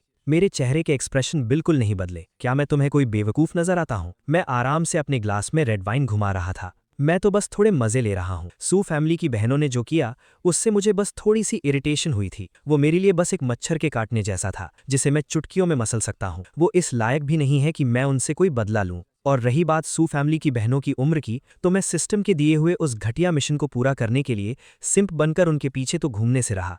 इसलिए मुझे कोई ऐसा तरीका ढूंढना था जिससे सू फैमिली की बहनें खुद मेरे पैरों में गिरकर मुझसे रहम की भीख मांगे। तभी मैं उनकी लाइफ को पूरी तरह से एब्जॉर्ब कर सकता हूँ। मैं सिर्फ सिस्टम की दी हुई वो 3 साल की उम्र नहीं चाहता, मुझे उससे कहीं ज्यादा चाहिए। उस अबैंडन बेसमेंट में आधा घंटा बहुत जल्दी बीत गया। चेयर पर बंधी सू फैमिली की बहनों को कुछ आवाज सुनाई दी। दीदी, जिंगनियान आया है, जिंगनियान हमें बचाने आ गया। आंखों पर पट्टी बंधे जिंगनियान को मास्क पहने कुछ लोग अंदर लेकर आए। जिंगनियान, जल्दी मुझे बचाओ, मुझे बहुत डर लग रहा है, सू वांचिंग ने कांपती आवाज में चिल्लाकर कहा।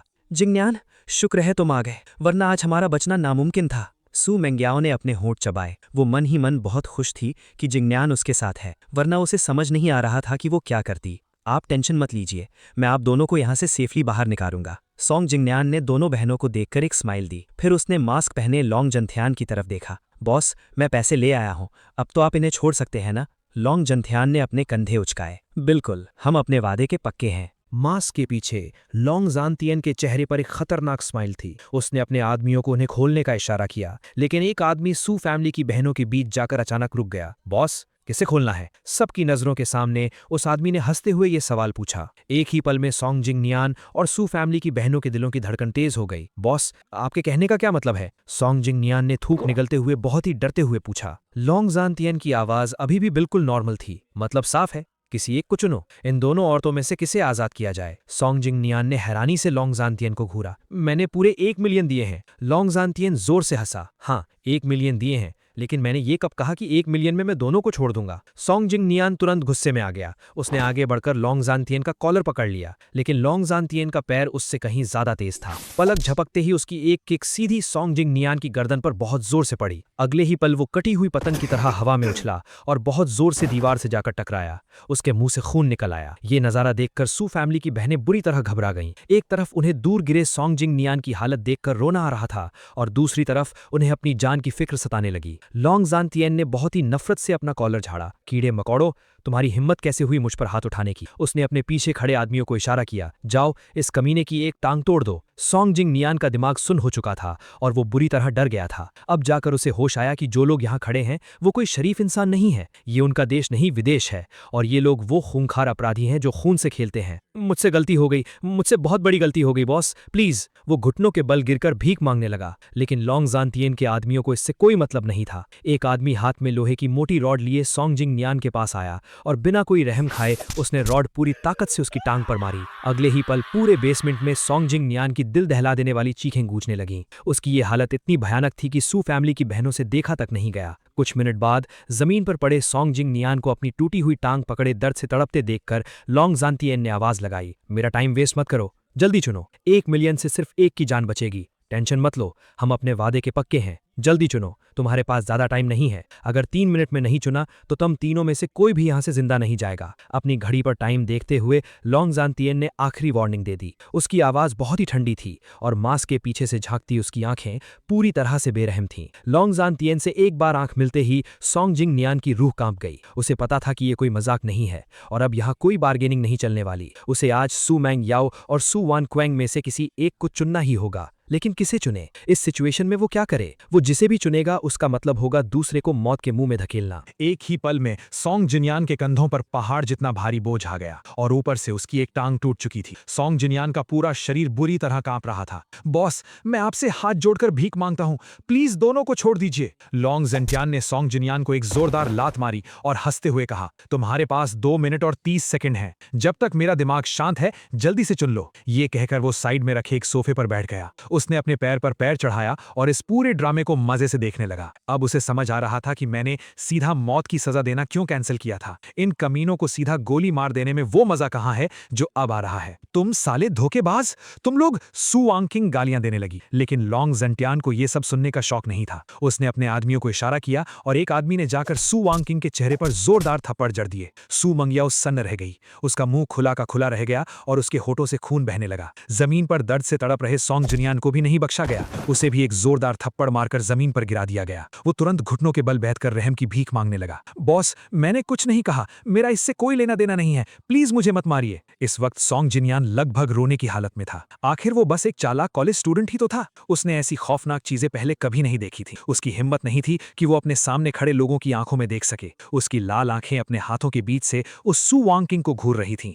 जिसने अभी गालियां दी थीं। ये बेवकूफ औरत, इसे समझ नहीं आ रहा कि ये कौन सा वक्त है। हमारी जान इनके हाथ में है और ये इन्हें गुस्सा दिला रही हैं। साथ ही अब उसके मन में सू फैमिली की बहनों के लिए नफरत पैदा होने लगी थी। अगर ये दोनों ना होती तो उसे यहाँ कुत्ते की तरह मार क्यों खानी पड़ती? अगर उसे पता होता कि ये लोग इतने खूंखार हैं तो वो यहाँ कभी नहीं आता। वो सीधा 1 मिलियन लेकर बहुत दूर भाग जाता। अब उसके 1 मिलियन भी चले गए थे और उसकी एक टांग भी टूट गई थी। अब वो एक ऐसी जगह फंस गया था जहां से वापस जाने का कोई रास्ता नहीं था। उसे किसी एक को बचाना ही होगा और जिस भी इंसान को वो बचाए उससे उसे इतना फायदा मिलना चाहिए जो इस नुकसान की भरपाई कर सके। डैम इट, मैं किसे बचाऊं जिससे मुझे सबसे सबसे ज्यादा फायदा हो। सोंग जुनियान पागलों की तरह सोचने लगा। सू मंग्याओ भी सोंग जुनियान की परेशानी समझ रही थी। उसने अपने दांत पीसे और कहा, तुम्हें पैसे ही चाहिए ना? मैं कैपिटल सिटी की सू फैमिली की बड़ी बेटी हूं। अगर तुम आज हमें छोड़ दो तो मैं तुम्हें 10 मिलियन दूंगी। लॉन्ग जंटियान ने अपने आदमियों की तरफ देखा और वो जोर से हंसा। मैडम, क्या हम तुम्हें बेवकूफ नजर आते हैं? अगर मैंने तुम्हें आजाद कर दिया तो क्या मैं ये मान लूं कि तुम मुझे 10 मिलियन दोगी? मुझे तुम्हारे साथ कोई गेम खेलने का शौक नहीं है, और वैसे भी पैसा कमाने का सिर्फ यही एक तरीका नहीं है। तुम दोनों बहनें इतनी खूबसूरत हो, तुम्हें कहीं भी बेचेंगे तो हाथों हाथ बिक जाओगी। ये बात सुनते ही सू फैमिली की बहनों का दिल बहल गया। उन्हें लगा था कि ये लोग सिर्फ पैसों के भूखे हैं और थोड़ी बहुत इंसानियत तो दिखाएंगे, लेकिन ये लोग तो साक्षात शैतान निकले। दोनों बहनें बहुत अच्छे से जानती थीं कि उनकी जैसी खूबसूरती वाली लड़कियों को विदेशों में बेचने पर कितनी बड़ी रकम मिल सकती है। सू मेंग योंग ने अपने दांतों को जोर से तीसा। वो अभी भी डील करने की कोशिश कर रही थी। उसके पास एक आखिरी ट्रम्प कार्ड बचा था। क्या तुम्हें पता भी है कि तुमने किसे किडनैप किया है? सू मेंग योंग ने लॉन्ग जंथैन को घूरते हुए कहा। लॉन्ग जंथैन ने अपनी भवें चढ़ाईं। लगता है आप दोनों कोई बहुत बड़ी वीआईपी हैं। एक उम्मीद की किरण देखकर सू मेंग योंग जोर से चिल्लाई। क्या तुम ही फैमिली को जानते हो? पूरे देश का सबसे पावरफुल और अमीर खानदान। हम ही फैमिली के यंग मास्टर की होने वाली पत्नियां हैं। अगर तुमने हमारे साथ कुछ भी किया तो क्या तुम्हें ही फैमिली के बदले से डर नहीं लगता? लॉन्ग जंथैन और उसके आदमी सुन्न रह गए। उसने सोचा था कि सू मेंग योंग किसी बड़े लीडर का नाम लेगी या किसी फेमस इंसान की धमकी देगी, लेकिन उसने कभी सपने में भी नहीं सोचा था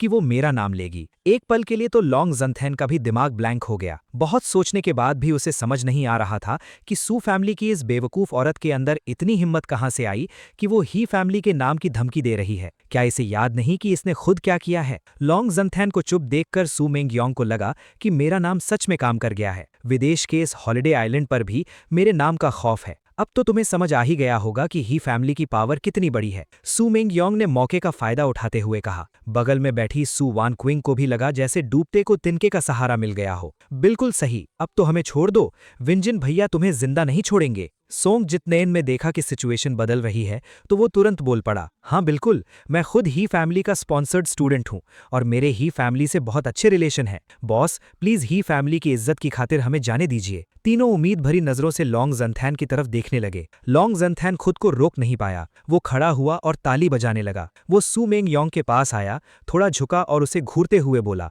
तुम ही फैमिली की होने वाली पत्नी हो? उसने अपने आदमियों को इशारा किया कि वो सू मेंग योंग का फोन लेकर आएं। तो ठीक है, अभी उन्हें कॉल करो। अगर ही फैमिली सच में तुम्हारी मदद करने के लिए तैयार है तो मैं अभी के अभी तुम सबको आजाद कर दूंगा। यू लॉन्ग मैनर में मॉनिटर्स के सामने मैं अपने पैर पर पैर चढ़ाए बहुत शांति से स्क्रीन पर सू मेंग योंग को देख रहा था। जब मैंने सुना कि सू मेंग योंग मेरे नाम की धमकी दे रही है तो मैं अपनी हंसी रोक नहीं पाया। मास्टर, ऐसा लगता है कि सू फैमिली की बहनों के दिल में अब भी आपके लिए जगह है। मेरे दिमाग में सिस्टम की इलेक्ट्रॉनिक आवाज गूंजी। पहले सिस्टम को समझ नहीं आ रहा था कि मैं आखिर करना क्या चाहता हूं, लेकिन ये सीन देखने के बाद उसे सब समझ आ गया। ये तो साफ था कि मैं बाहर से प्रेशर डलवाकर सू फैमिली की बहनों को उनकी असली फीलिंग्स का एहसास करवाना चाहता हूं। सिस्टम को मानना पड़ा कि चुपचाप चले जाने और हार्ड टू गेट प्ले करने से कहीं ज्यादा बेटर ये डायरेक्ट अप्रोच है। इंसान हमेशा चीजों की कद्र तब करता है जब वो उन्हें खो देता है। ठीक उसी वक्त मेरे सामने रखा मेरा फोन बज उठा। स्क्रीन पर एक अननोन नंबर शो हो रहा था। सू वानचिंग और सू मंग्याओ का नंबर मैंने पहले ही ब्लॉक कर दिया था, इसलिए वो मुझे कॉल नहीं कर सकती थीं। कोई और रास्ता ना देखकर सू मंग्याओ ने सोंग जिंगनियान के फोन से मुझे कॉल किया था। मैंने फोन की तरफ ध्यान नहीं दिया और बहुत ही मजे से लाइव मॉनिटर देखता रहा। स्क्रीन पर जैसे जैसे बेल बज रही थी, सू मंग्याओ का चेहरा घबराहट से पीला पड़ता जा रहा था। सू वानचिंग और सोंग जिंगनियान के चेहरे पर भी मौत का खौफ छा गया था। अब सिर्फ मैं ही उनकी इकलौती उम्मीद बचा था। अगर मुझसे बात नहीं हो पाई तो उनका काम तमाम हो जाएगा। फोन उठाओ प्लीज, फोन उठाओ। सू मंग्याओ ने कॉल कट करके फिर से रीडायल किया। वो इतनी बुरी तरह घबरा रही थी जैसे तवे पर कोई चींटी हो। मास्टर, क्या आप सच में कॉल नहीं उठाएंगे? सिस्टम ने हैरानी से पूछा। ऐसा लग रहा है कि सू फैमिली की बहनों को अपनी गलती का एहसास हो गया है। मैंने एक हल्की सी आ भरी और अपना वाइन का गिलास टेबल पर रख दिया। मैंने बहुत ही ठंडी आवाज में कहा, सच कहूं तो तुम सच में एक ट्रैजिक नॉवल वाले सिस्टम हो। तुम्हारा दिमाग भी नॉर्मल नहीं है। मैंने मॉनिटर की तरफ देखते हुए बहुत ही घमंड से अपना सिर हिलाया। उन्हें अपनी गलती का कोई एहसास नहीं हुआ है। उन्हें बस ये पता है कि वो अब मरने वाले हैं, और अगर उन्हें अपनी गलती का एहसास हो भी गया तो क्या गलती मानने से मैं उन्हें छोड़ दूंगा?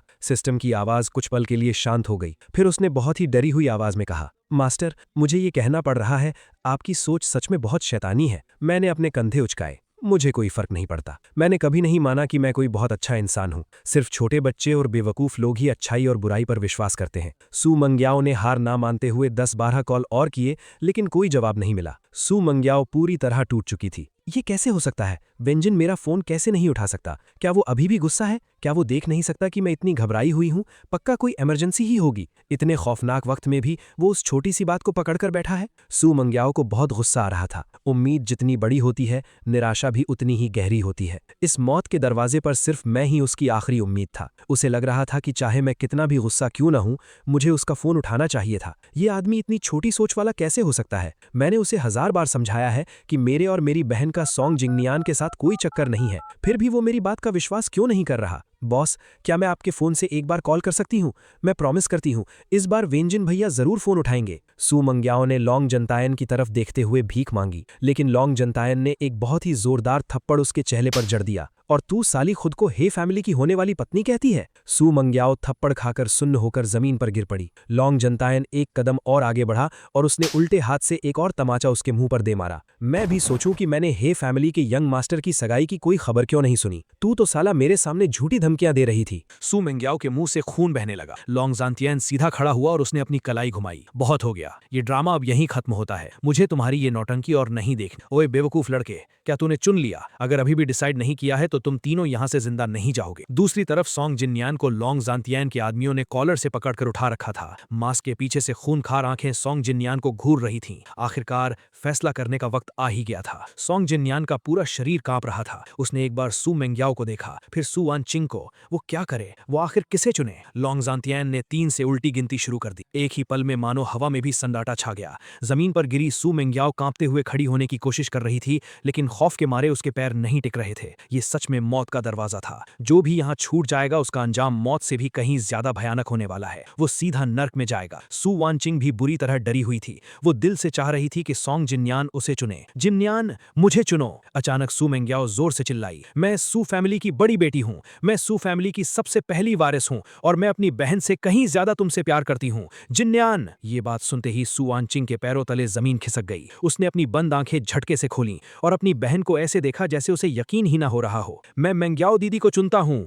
आखिरी पल में सॉन्ग जिन्यान ने अपना फैसला सुना दिया। फिर सू मेंग्याओ को तुरंत आजाद कर दिया गया। वो और सॉन्ग जिन्यान एक दूसरे का सहारा लेकर कांपते कदमों से उस बेसमेंट से बाहर निकल गए। सू वानचिंग बस चेयर पर बंधी रह गई। उसकी आंखों में कोई चमक नहीं बची थी। बेसमेंट का बड़ा सा लोहे का दरवाजा धीरे धीरे बंद हो गया। उसकी बहन बच गई थी। उसका प्यारा भाई सॉन्ग जिन्यान भी बच गया था, लेकिन इसकी कीमत उसे हमेशा के लिए इस नर्क में रहकर चुकानी पड़ी। यू लॉन्ग मैनर की बड़ी स्क्रीन पर सू वानचिंग के चेहरे का खौफनाक एक्सप्रेशन रुक गया था। उसका पूरा चेहरा अंधेरे में डूबा हुआ था। सिर्फ उसकी आंखों में एक भयानक सूनापन था। इंसान अपना बलिदान देना मंजूर कर सकता है, लेकिन जिस इंसान को उसने सबसे ज्यादा चाहा हो, उसका धोखा वो कभी बर्दाश्त नहीं कर सकता। अपनी जान बचाने के लिए सू मेंग्याओ ने अपने ही हाथों से अपनी सगी बहन को नर्क में धकेल दिया था। सू वानचिंग के दिल में नफरत का एक बहुत गहरा बीज बो दिया गया था। मेरे होठों पर एक हल्की सी मुस्कान आ गई। ये शो देखकर मुझे बहुत मजा आ रहा था। इस पल सिस्टम को भी अपनी रीढ़ की हड्डी में एक ठंडी सिहरन महसूस हुई। सिस्टम की नजरों में मैं इंसानों के दिल से खेलने वाला एक बहुत बड़ा शैतान बन चुका था। दूसरी तरफ सू फैमिली में सू शान है तवे पर नाचती चींटी की तरह परेशान था। अभी थोड़ी देर पहले बटलर का फोन आया था कि उस हॉलिडे आइलैंड पर सू फैमिली की बहनों का कोई सुराग नहीं मिल रहा है। वो ऐसे गायब हो गई हैं जैसे कभी वहां थी ही नहीं। सू शान है के दिमाग में तुरंत ये ख्याल आया कि उसकी दोनों बेटियां सॉन्ग जिन्यान को लेकर भाग गई हैं। अब उसकी दोनों बेटियां ही सू शान है का आखिरी तुरप का इक्का थी। अगर वो वापस नहीं आई तो वो हे फैमिली को क्या जवाब देगा? तभी सू शानहे का फोन बज उठा। उसने तुरंत कॉल रिसीव की, लेकिन जो खबर उसे मिली उस पर यकीन करना उसके लिए नामुमकिन था। उसकी दोनों बेटियों को किडनैप कर लिया गया था और बात यहीं खत्म नहीं हुई। उन खूंखार किडनैपर्स ने उसकी छोटी बेटी सू वांगचिंग को अपने साथ रख लिया था और सू मेंग्याओ को भी सॉन्ग जिन्यान ने अपनी जान पर खेलकर बचाया था। सू शानहे सदमे में वहीं का वहीं खड़ा रह गया। उसने कभी सपने में भी नहीं सोचा था कि उसकी बेटियों के साथ ऐसा कुछ हो सकता है। बड़ी बेटी तो मौत के मुंह से बचकर आ गई थी, लेकिन छोटी बेटी जिंदा भी है या नहीं कोई नहीं जानता। जानता था। शुक्र है कि बटलर ने सू मेंग्याओ और सॉन्ग जिन्यान को सही सलामत हॉस्पिटल पहुंचा दिया था। चेकअप के बाद पता चला कि सू मेंग्याओ को सिर्फ मामूली चोटें आई हैं, लेकिन सॉन्ग जिन्यान की एक टांग बुरी तरह टूट चुकी थी और चोट इतनी गहरी थी कि शायद उसे अपनी पूरी जिंदगी व्हीलचेयर पर गुजारनी पड़े। सू शानहे को इससे कोई फर्क नहीं पड़ता था। जब तक सू मेंग्याओ ठीक थी, सब सही था। उसने अपनी घबराहट और गुस्से को जबरदस्ती पी लिया। उसने ऑर्डर दिया, तुम अभी वहीं रुको और परसों तक हर हाल में मेरी बड़ी बेटी को वापस लेकर आओ। और रही बात वांगचिंग की, तो उसका पता लगाओ। मुझे जानना है कि आखिर वो कौन है जिनकी मेरी सू फैमिली पर हाथ डालने की हिम्मत हुई। पिछले कुछ दिनों में एक के बाद एक मुसीबतें टूट रही थी। कंपनी दिवालिया होने वाली थी, छोटी बेटी गायब थी जिसका कोई अता पता नहीं था, और खुद हे फैमिली के घर जाकर उसे इतनी भयानक बेइज्जती सहनी पड़ी। अगर किसी का दिल लोहे का भी बना हो तो वो भी इन सब से टूट जाएगा। ध्यान से सोचा जाए तो ये सब उसकी इन दोनों बेवकूफ बेटियों की वजह से ही हुआ था। अगर वो उस भिखारी सॉन्ग जिन्यान के साथ छुट्टी मनाने की जिद ना करते तो ये सब कभी होता ही नहीं। वो मन ही मन सॉन्ग जिन्यान से नफरत करने लगा था, लेकिन अब कुछ भी कहना बेकार था। उसे जल्द से जल्द इस नुकसान को रोकना ही होगा। उसी वक्त हॉलिडे आइलैंड के एक हॉस्पिटल के रूम में जब बटलर बाहर सू शानहे से बात कर रहा था, तब सू मेंग्याओ अंदर सॉन्ग जिन्यान को घूर रही थी। जिन्यान, मैं जानती हूं कि जो कुछ भी हुआ उसे मानना हम दोनों के लिए बहुत मुश्किल है, लेकिन ये बात बाहर किसी को पता नहीं चलनी चाहिए। उसने अभी अभी किडनैपिंग की एक झूठी कहानी रची थी। इस कहानी में किसी एक को चुनने की कोई शर्त नहीं थी। कहानी बस ये थी कि वो किडनैपर्स बहुत खूंखार थे और दोनों बहनों को विदेश बेचना चाहते थे। लेकिन ऐन मौके पर सॉन्ग जिन्यान आ गया और उन्हें रोकने लगा। आखिर में सॉन्ग जिन्यान ने अपनी जान पर खेलकर सू मेंग्याओ को बचा लिया, लेकिन उसकी टांग टूट गई और बहुत ही बदकिस्मती से सू वांगचिंग को वो लोग उठा ले गए और अब उसके जिंदा या मुर्दा होने की कोई खबर नहीं है। उसके पास कोई और रास्ता नहीं था। अगर सच बाहर आ गया तो सिर्फ सॉन्ग जिन्यान ही नहीं फंसेगा, बल्कि सू मेंग्याओ का भी बहुत बुरा हाल होगा। अपनी जान बचाने के लिए अपनी ही सगी बहन को मौत के मुंह में ढकेलना, सिर्फ इसी बात के लिए पूरी दुनिया सू मेंग्याओ पर थूकेगी और शायद सू फैमिली की प्रॉपर्टी में उसका हक भी छिन जाएगा। वो अपनी बहन से प्यार करती थी, लेकिन सिर्फ तब तक जब तक उसकी बहन से उसे कोई खतरा ना हो, सोइस ना हो। इसमें कोई शक नहीं था कि इस घटना के बाद सू वांगचिंग अब सू मेंग्याओ के रास्ते का कांटा बन चुकी थी। मैं समझ गया मेंग्याओ दीदी। सॉन्ग जिन्यान की दाईं टांग पर प्लास्टर चढ़ा हुआ था। उसका चेहरा उदास था। बस पता नहीं वानकिंग दीदी कैसी होंगी। सू मेंग्याओ की आंखों में अजीब सी कश्मकश थी। थोड़ा खौफ था, थोड़ा दर्द था, लेकिन सबसे ज्यादा एक खूंखार इरादा था। सच कहूं तो अब वो सच में यही चाह रही थी कि सू वानकिंग उन किडनैपर्स के हाथों मारी जाए और कभी वापस लौटकर ना आए। इन सब बातों के बारे में मत सोचो। अगर वो सच में वापस आ गई तो तुम्हारा अंजाम बहुत बुरा होगा, सू वेंग्याओ ने बहुत धीमी आवाज में कहा। सॉन्ग जिन्यान तो बस नाटक कर रहा था। वो देखना चाहता था कि सू मेंग्याओ का रिएक्शन क्या है। आखिर वो दोनों सगी बहनें थीं। कल को अगर सू मेंग्याओ सारा इल्जाम उस पर डाल देती तो वो खुद मुसीबत में फंस जाता। अब जब उसे क्लियर हो गया था कि सू मेंग्याओ उसी की कश्ती में सवार है, तो फिर इस बारे में बात करने की कोई जरूरत नहीं थी। मैं समझ गया मेंग्याओ दीदी, मेरी इस हालत में अब मेरा आपके सिवा कोई नहीं है। आप मुझे छोड़ोगी तो नहीं ना? सू मेंग्याओ ने सॉन्ग जिन्यान की प्लास्टर चढ़ी हुई टांग की तरफ देखा और उसकी आंखों में दर्द छलक उठा। टेंशन मत लो, जब तक मैं हूं कोई तुम्हें परेशान नहीं कर सकता। आखिर तुमने ही मेरी जान बचाई है। ये कहते ही सू मेंग्याओ को अचानक मेरी याद आई। उस वक्त उसने मुझे इतने सारे कॉल किए थे, लेकिन मैंने एक भी फोन नहीं उठाया। अगर मैंने फोन उठाया होता तो उन किडनैपर्स की सॉन्ग जिन्यान की टांग तोड़ने की हिम्मत कैसे होती? उसकी सगी बहन को वो लोग कैसे ले जा सकते थे? इस बार वेंजिन ने सच में हद पार कर दी है। मेरे बारे में सोचते ही सू मेंग्याओ ने गुस्से से अपनी मुट्ठियां कस लीं। कुछ दिनों बाद जब चोट ठीक हो जाएगी और वो वापस जाएगी तो वो सीधा मेरे पास आकर मुझसे सवाल करेगी। इस बार उसे हर हाल में सॉन्ग जिन्यान से माफी मांगनी होगी। उसका गुस्सा अभी शांत नहीं हुआ था। उसने मन ही मन बहुत ही नफरत से सोचा, नहीं, उसे घुटनों के बल बैठकर माफी मांगनी होगी, वरना मैं उसे पूरी जिंदगी माफ नहीं करूंगी। कैपिटल सिटी में बैठे मुझे ये सब पता ही नहीं था कि कोई मुझसे इतनी नफरत कर रहा है। ये शो खत्म हो गया था। मैंने मॉनिटर बंद कर दिया। फिर मैंने लॉन्ग जैन टियान को कॉल किया। सू वानकिंग को थोड़ा टॉर्चर करो और फिर कल उसे वापस ले आना। बस ध्यान रखना, उसे मार मत देना। वो आगे मेरे काम आएगी। मैं सू फैमिली की बहनों को एक दूसरे की जान का दुश्मन बनते हुए देखना चाहता हूँ। बाद में मेरे आदमियों ने मेरे आदेशों के अंतिम चरण को अंजाम दिया। उन्होंने सू वांगचिंग को शारीरिक रूप से नुकसान नहीं पहुंचाया। मेरे वफादार आदमियों में से एक उसके पास झुका। उसने उसे एक कड़वे कठोर सच की याद दिलाई। तुमने एक सड़क के चूहे के लिए एक भगवान को ठुकरा दिया, और जब आग लगी तो तुम्हारे प्यारे सॉन्ग जिंगनियन और तुम्हारी प्यारी बहन ने खुद को बचाने के लिए तुम्हें ईंधन की तरह इस्तेमाल किया। ये शब्द उसकी टूटी हुई मानसिकता में घर कर गए, जिससे मंग्याओ और सॉन्ग जिंगनियन दोनों के लिए एक पूर्ण जहरीली नफरत पक्की हो गई। धोखे से पूरी तरह से बदल चुकी वांगचिंग को चुपचाप सू एस्टेट के पास छोड़ दिया गया, जो एक भूत की तरह अपने परिवार की ढहती दुनिया में वापस खिसक गई। 3 दिन बाद सू मंग्याओ और सोंग जिंगनियन तूफान की तरह ही परिवार में घुस आए। अपनी मनगढ़ंत वास्तविकता और बिना कमाए अहंकार से अंधी होकर मंग्याओ ने चिल्लाते हुए मांग की कि मैं घुटनों के बल बैठ जाऊं और उसके प्यारे सोंग जिंगनियन की चोटों का कारण बनने के लिए माफी मांगे। मैं बिल्कुल नहीं हिचकिचाया। मैंने बस एक रिमोट पर बटन दबाया। बोर्ड रूम के भारी दरवाजे खुले और बगल के कमरे से सू वांगचिंग बाहर निकली। उसकी आंखें खोखली थीं, जिनमें किसी भी तरह की बहन वाली गर्माहट नहीं थी। इससे पहले कि मंग्याओ हाफ पाती, विशाल डिजिटल डिस्प्लेस चालू हो गए। वेयरहाउस की high definition hidden camera footage सबके देखने के लिए चलने लगी। ऑडियो बिल्कुल साफ थी। मंग्याओ चिल्ला रही थी कि वो वारिस है, बचाए जाने की मांग कर रही थी, और सोंग जिंगनियन उत्सुकता से उसे चुन रहा था, जबकि वांगचिंग को एक जीते जागते नर्क का सामना करने के लिए पीछे छोड़ रहा था। मंग्याओ के चेहरे का रंग उड़ गया क्योंकि उसकी महानता का भ्रम टूट गया था। वांगचिंग, मुझे ऐसा करना पड़ा, वो हकलाते हुए बोली, लेकिन अब बहुत देर हो चुकी थी। एक अचानक भयानक चीख के साथ वांगचिंग ने एक छिपा हुआ हंटिंग नाइफ निकालते हुए आगे की ओर छलांग लगाई। उसने मंग्याओ की छाती में चाकू को गहराई तक घोंपा और पूर्ण नफरत के उन्माद में अपनी बहन की जान ले ली। जैसे ही मंग्याओ भुजे लहू से गिर पड़ी, सोंग जिंगनियन ने भागने की कोशिश की। वांगचिंग उसकी ओर घूमी। उसका चेहरा शुद्ध क्रोध का मुखौटा था और उसने उसमें भी चाकू घोंप दिया, जिससे उसकी दयनीय चीखें हमेशा के लिए शांत हो गईं। भारी सांसें लेते हुए अपने विश्वासघातियों के खून से लथपथ वांगचिंग ने उस तेज धार को अपनी कलाई पर फेर लिया। दूर सायरन्स बजने लगे और पुलिस जल्द ही कमरे में घुस आई और खून से लथपथ वांगचिंग को कस्टडी में ले लिया। इस खौफनाक दृश्य के तुरंत बाद सू परिवार का नाजुक साम्राज्य पूरी तरह से दिवालियापन में ढह गया। उनका नाम हमेशा के लिए स्कैंडल और कर्ज में दफन हो गया। अपनी शानदार लग्जरी में बैठे हुए मैंने सिस्टम की घबराई हुई, डरी हुई चेतावनियों को आखिरी बार शांत किया। मैं पीछे की ओर झुका और मुस्कुराया। जीत की खुशी। हे दोस्तों, इस वीडियो को देखने के लिए आपका बहुत बहुत शुक्रिया। प्लीज इस वीडियो को लाइक और शेयर जरूर करें। तो प्लीज इस वीडियो को अपना पूरा सपोर्ट दें और ऐसी ही नई नई स्टोरीज के लिए चैनल को अभी सब्सक्राइब कर लें। मिलते हैं अगले वीडियो में।